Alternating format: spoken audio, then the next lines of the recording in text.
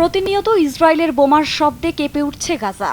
মুখ থুবড়ে পড়েছে উপত্যকার চিকিৎসা ব্যবস্থা। এর মধ্যে যুদ্ধবন্ধে মধ্যস্থতাকারী হিসেবে কাতার, মিশর, যুক্তরাষ্ট্র কাজ করলেও তা ভেস্তে গেছে বেশ কয়েকবার। মাঝে হামলার মাত্রা বাড়িয়েছে নেতানিয়াহু বাহিনী।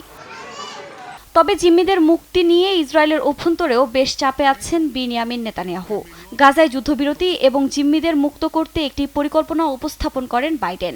3 ধাপের এই পরিকল্পনার প্রথম ধাপে 6 সপ্তাহের যুদ্ধবিরতি ছাড়াও ইসরায়েলি বাহিনী গাজার জনাকীর্ণ সব এলাকা ছেড়ে যাবে। একই সঙ্গে হামাসের হাতে জিম্মি মুক্তির বিপরীতে কয়েকশো ফিলিস্তিনিকে ছেড়ে দেবে ইসরায়েল। দুর্ভিক্ষের দ্বারপ্রান্তে থাকা গাজাবাসীর জন্য এ ধাপের প্রতিদিন 600 ট্রাক ত্রাণ গাজায় পৌঁছাবে।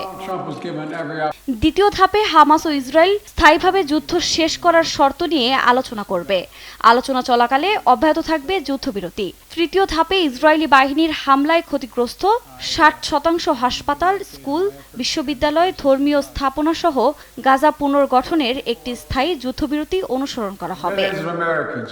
বাইডেনের এ প্রস্তাবকে এরই মধ্যে স্বাগত জানিয়েছে ফিলিস্তিনের স্বাধীনতাকামী সংগঠন হামাস। বিভিন্ন দেশও এ প্রস্তাবকে স্বাগত জানিয়েছে। এছাড়া ইসরায়েলি জিম্মিদের পরিবার প্রস্তাব মানতে চাপ সৃষ্টি করছে সরকারের উপর। এর মাঝে প্রতিরক্ষা মন্ত্রী, বিরোধী দলের ইয়ার লাপিদ ছাড়াও মন্ত্রিসভার অনেকে ইতিবাচক কথা বললেও বেঁকে বসেছে ডানপন্থী অর্থমন্ত্রী এবং জাতীয় নিরাপত্তা মন্ত্রী। হামাস নিশ্চিহ্ন হওয়ার আগে যুদ্ধবিরতিতে গেলে মন্ত্রিসভা ধসিয়ে দেওয়ার হুমকি দিয়েছেন তারা।